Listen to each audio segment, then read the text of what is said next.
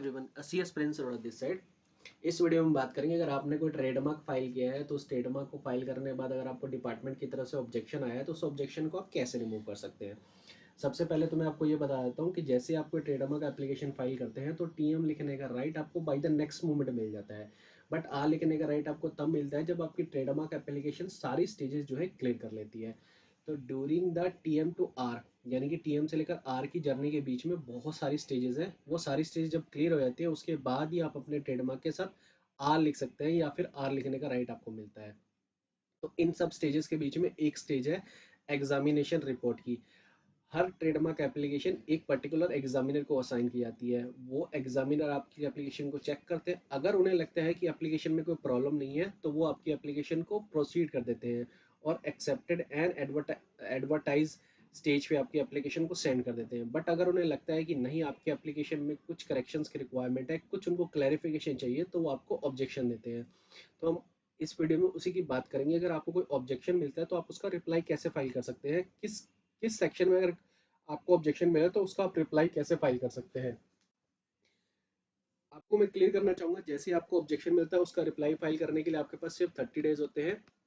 Specifically mention भी होता है ऑब्जेक्शन में कि आपको रिप्लाई 30 डेज में फाइल करना है। अगर आप 30 डेज में रिप्लाई फाइल नहीं करते हैं तो आपकी जो ट्रेडमार्क एप्लीकेशन है वो या तो अबेंडन हो जाती है या रिफ्यूज हो जाती है। तो आपको reply with in 30 days file करना होता है। तो स्टार्ट करते हैं हमारा वीडियो।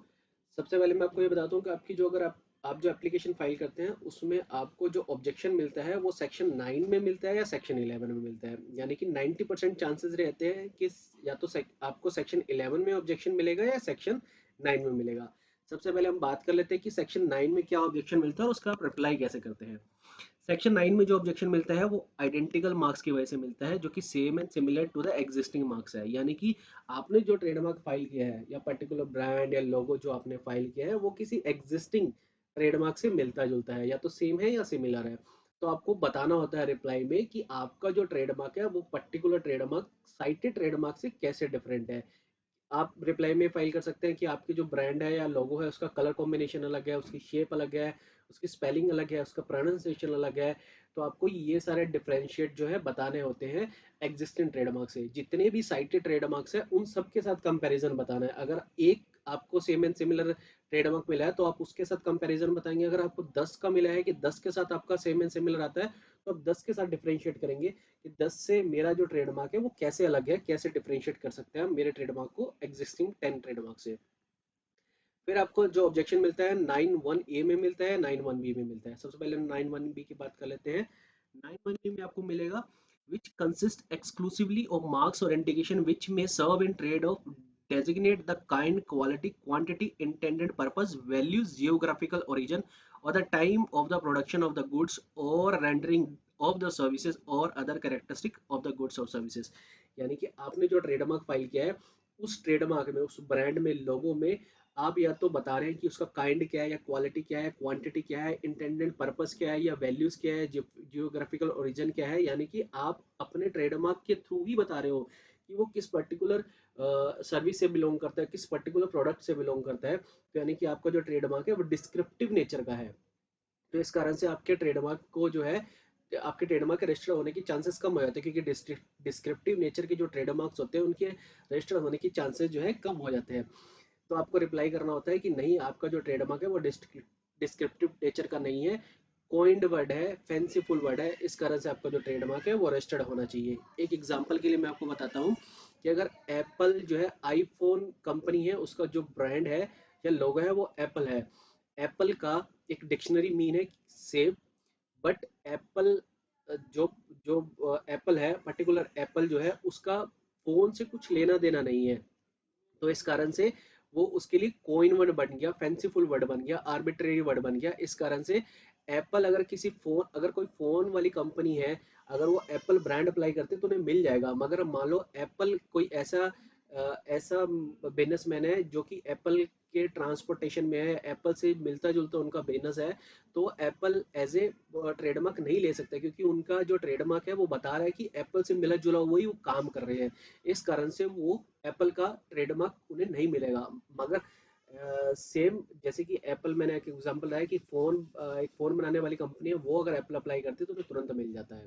तो यानी कि आपका जो ट्रेडमार्क है वो डिस्क्रिप्टिव नेचर का नहीं होना चाहिए, वो डिस्क्राइब ना करे कि आप जो पर्टिकुलर जो प्रोडक्ट है या जो सर्विस अप्लाई कर रहे हैं वो आपके ट्रेडमार्क से जो है डिफाइन नहीं होनी चाहिए।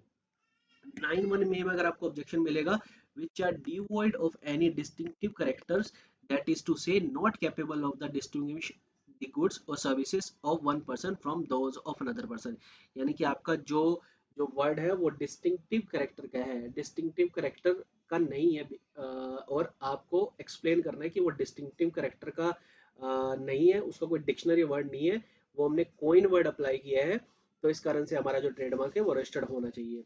एग्जाम्पल के लिए लेते हैं, जैसे कि आज तक, जब आज तक के लिए अप्लाई किया गया था, आज तक ब्रांड के लिए अप्लाई किया था, डिपार्टमेंट ने आज तक ब्रांड को डिनाई कर दिया था, ये कहते हुए कि आज जो है जेनरिक वर्ड है और तक एक जेनरिक वर्ड है, यानी कि जनरल वर्ड्स है, तो इस कारण से रजिस्टर्ड नहीं हो सकते हैं। तो रिप्लाई में ये फाइल किया कि मे बी आज एंड तक दोनों एक जेनरिक वर्ड है, बट आज तक जो है कोइन वर्ड है, इसका कोई डिक्शनरी मीनिंग नहीं है, और ये अपने आप में कोइन वर्ड है, नया वर्ड है जो हमने इंट्रोड्यूस किया है, हमारी क्रिएटिविटी है, इस कारण से इसको रजिस्टर होना चाहिए। तो इस कारण से जो है आज तक को जो है रजिस्टर्ड ट्रेडमार्क मिल गया। तो सेक्शन 9 और सेक्शन 11, आपको जनरली सेक्शन 9 या 11 में ही ऑब्जेक्शन मिलता है, 9 में भी सेक्शन 9(1) बी में मिलता है, और सेक्शन 11 में सेक्शन 11(1) में मिलता है। तो इनका आप रिप्लाई फाइल करके अपनी एप्लीकेशन को प्रोसीड कर सकते हैं। इसके अलावा सेक्शन 12 में भी आपको ऑब्जेक्शन मिलता है, सेक्शन 9(1) में भी ऑब्जेक्शन मिलता है, मगर मोस्ट ऑफ द केसेस में 9(1)(a), 9(1)(b) एंड 11 में मिलता है। आपको मैं बताना चाहूंगा, जैसे आपको ट्रेडमार्क फाइल करते हैं, तो ट्रेडमार्क फाइल करने से पहले ही आपको पता होना चाहिए कि आपका जो ट्रेडमार्क है किस कैटेगरी में फॉल करता है। अगर आपको पता होगा कि आपका ट्रेडमार्क किस कैटेगरी में फॉल करता है, तो आपका ट्रेडमार्क कभी ऑब्जेक्शन में जाएगा ही नहीं। अगर ऑब्जेक्शन में चला भी गया, तो आप उसका रिप्लाई इजीली प्रिपेयर कर सकते हैं। तो इस वीडियो में आपको ये भी बताता हूँ कि आपके जो ट्रेडमार्क है उसकी कितनी कैटेगरीज है, यानी कि आपका ट्रेडमार्क किस कैटेगरी में फॉल करता है। अगर आपको पता हो कि कौन सी कैटेगरी में फॉल करता है, तो आपका ट्रेडमार्क या तो ऑब्जेक्शन स्टेज पे जाएगा नहीं, अगर ऑब्जेक्शन स्टेज पे चला भी गया, तो आप उसका जो रिप्लाई है वो इजीली प्रिपेयर कर सकते हैं। कैटेगरी का पता होना बहुत ही इंपॉर्टेंट है ट्रेडमार्क की केस में। तो हम स्टार्ट करते हैं वन बाय वन। सबसे पहली कैटेगरी है जेनरिक ट्रेडमार्क, यानी कि आपने जो ट्रेडमार्क फाइल किया वो बिल्कुल जनरल इन नेचर है, यानी कि आप पेन मैन्युफैक्चरर है और आपने अपने ब्रांड का नाम पेन रखना चाहते हैं, कार मैन्युफैक्चरर और आपने अपने ब्रांड का नाम कार रखना चाहते हैं, तो ये जेनरिक ट्रेडमार्क है। इनके चांसेस रजिस्टर होने के बहुत ही कम है, या फिर ऐसा कि लीस्ट है, इनके चांसेस बहुत ही कम है, डिपार्टमेंट को ऑब्जेक्शन बहुत ज्यादा देता है।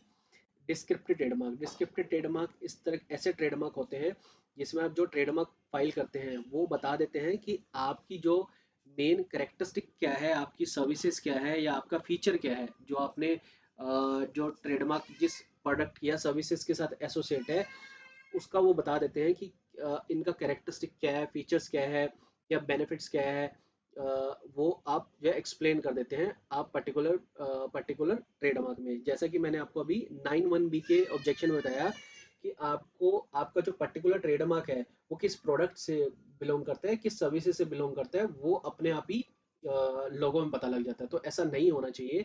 तो डिस्क्रिप्टिव ट्रेडमार्क के चांसेस भी कम होते हैं, मगर जेनरिक से चांसेस ज्यादा होते हैं इनके रजिस्टर्ड होने के।